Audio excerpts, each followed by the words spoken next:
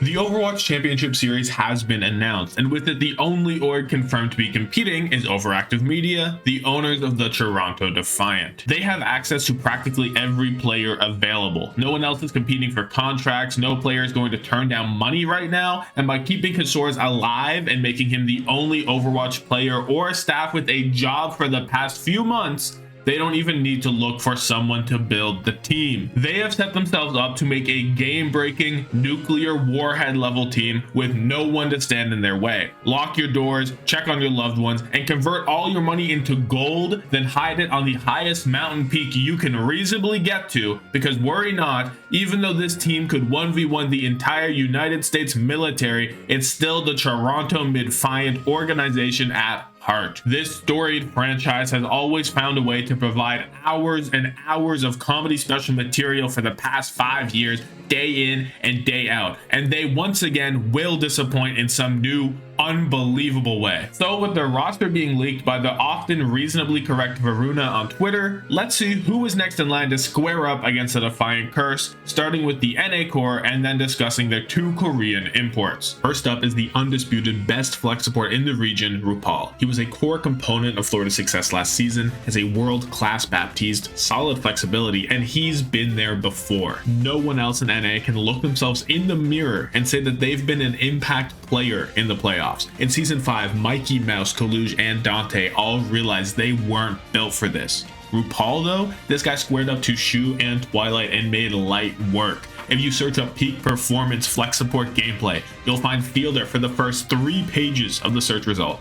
But you know who's on page 4. He's consistently in the right places and making key plays when he has to, without forcing anything or compromising his positioning. On an international scale, he's probably a step behind the best of the best like Fielder, Shu, or Twilight on Ana, but he shouldn't be a liability in the matchup regardless. Beside him is Vega, a man so powerful they had to cuck him out of Owl. Bro has basically been content locked for the past year. He's completed all the mainline quests and side quests available in Contenders. Vega is definitely the best NA main support available, and he's still just 17. Who else is really competing for this spot anyway though? We know all about how OG found his passion for feeding hungry lobbies in Toronto last year. Lep has an entire family of 5 to care for, and the possibility of Rack Attack having to endure the Defiant Curse is too cruel a punishment for anyone. On top of that, Vega has a very serviceable flex support, so if they don't want to spend another dime, he's the most cost-efficient option. Internationally, it's tough to say he'll match up to Chio or Chorong, but you have to make a compromise somewhere on the roster, and main support is probably the place to do it. Also, not letting anyone else in NA have Vega is a pretty solid reason to prefer him over a Korean import. The final piece of the NA puzzle is none other than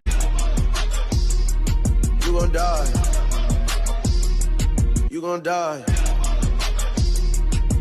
Sugar Free. He did not disappoint as a rookie last year and showed up big when it mattered in the holiday showdown. His blizzards may have been complete garbage for the majority of that tourney, but not map 7 of the finals. Bro locked in and clutched up massively when he needed to. Other NA competition like Sam or Rocket have considerable holes in their hero pools, whereas Lenny is at worst serviceable on anything you want him to play and can absolutely compete on the world stage on either Tracer or Genji. Lenny is the clear most valuable DPS player in the NA region, and if a rookie Sugar Free was this good, imagine what he can do on a team of this caliber. Now for the more interesting part, who are the Korean imports? I sort of touched on this on every player's part already, but it's important to make sure the Korean import they choose gives the highest value relative to the NA player they would have picked up otherwise. It's easy to just say, oh, you know, pick up Proper or Fielder or Chio because they're the best you can get. But relative to NA's best in role, it makes the most sense to pick up a hit scan and a tank.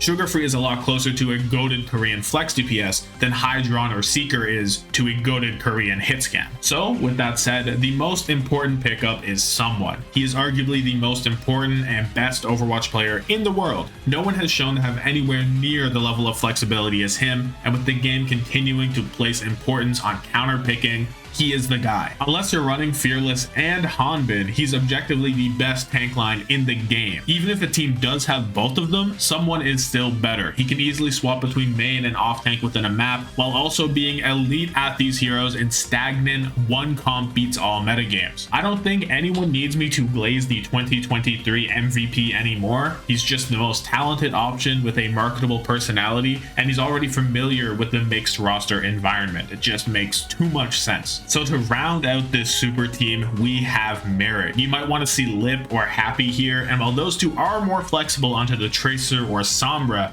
Merit showcased his insane flexibility in the playoffs with the rapid Bastion and Sojourn swaps. He is willing to lock in and play the Overwatch equivalent of watching paint dry, which makes him possibly the most annoying player to square up against. Also, his Tracer and Sombra are still much better than other hitscan players, so it's not even a big deal. And of course, there's the synergy aspect of it. If the most important player in the esport wants Merit on his team, you pick up Merit and you don't ask questions. This team is basically the Florida Mayhem with Sugarfree and Vega instead of Checkmate and Chorong, which is the best way to remake Florida with the NA import limitations. Lenny is much closer to Checkmate than Hydron or Seeker is to Merit, and Vega being the most sought after NA main support makes him a great selection. Now, they also don't have Gunva, but most of these guys are probably tired of being sent to work 14-hour long shifts in the mines for the great Overwatch dictator. Anyway, let me know if you think this is the best possible roster for NA Overwatch CS, or let me know how this new chapter of the Toronto franchise will once again be mid and underachieve. Have yourself a good one.